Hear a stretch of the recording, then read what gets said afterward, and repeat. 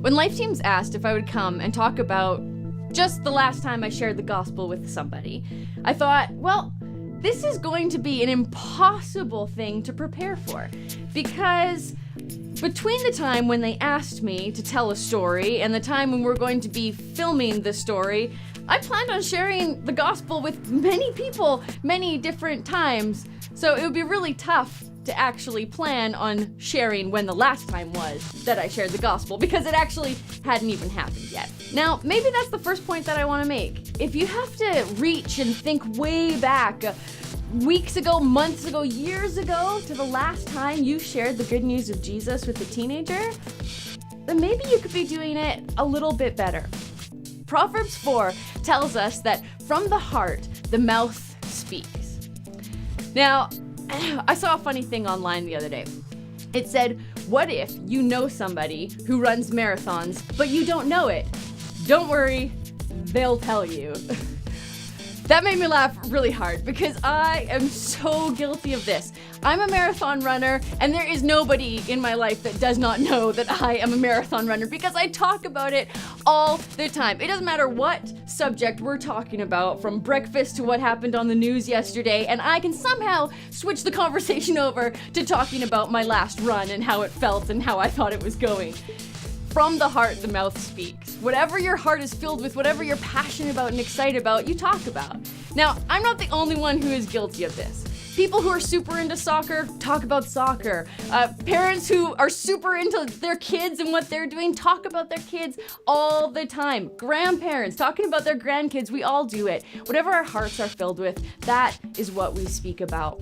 So my encouragement to you is to fill your heart with the good news. Fill your heart with the story of Jesus, with the gospel, and that is what is going to come out of your mouth. Now, it doesn't have to be a 3-point sermon either.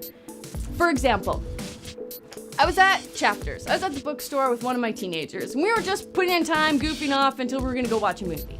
And we were in the little kids section, and we're going through all the kids' books. And we get to Robert Munch, my favorite. And we pick up this book called Something Good. Now, this book is really cute. Cute little story about a dad and his daughter who go to the grocery store. The little girl, through a series of events, gets herself in all sorts of trouble. She ends up sitting on the shelf with a price tag on her head, $29.95. And her dad has to come and pick her up off the shelf, and he has to actually buy her back in order to take her home. After reading this story with this teenager at Chapters, I looked at her and I said, you know, that this little girl in this story is you, right? And that dad, that's like God, and he wants to buy you back because he loves you and wants to take you home. Now, the moral of the story isn't to go and buy all Robert Munch's books, though that wouldn't be a bad idea. The gospel can be shared with anything. A book in a store, you see somebody's tattoo, a t-shirt. I've shared Jesus with a coffee cup and a Starbucks napkin before. If you're filling your heart with the story, it doesn't matter what is around you, you're going to be able to use it to share the greater story with those that you care about.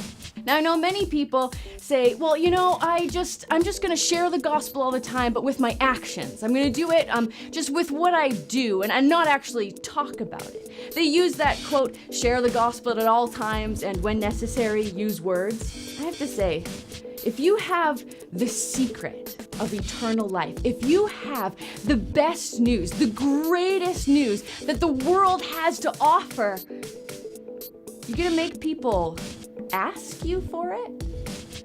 You're going to make them actually have to figure it out, piece it together, and ask you directly before you're going to tell it to them? So my encouragement to you is simply to fill your heart with the good news and then to use words to tell the story to those that you care about around you.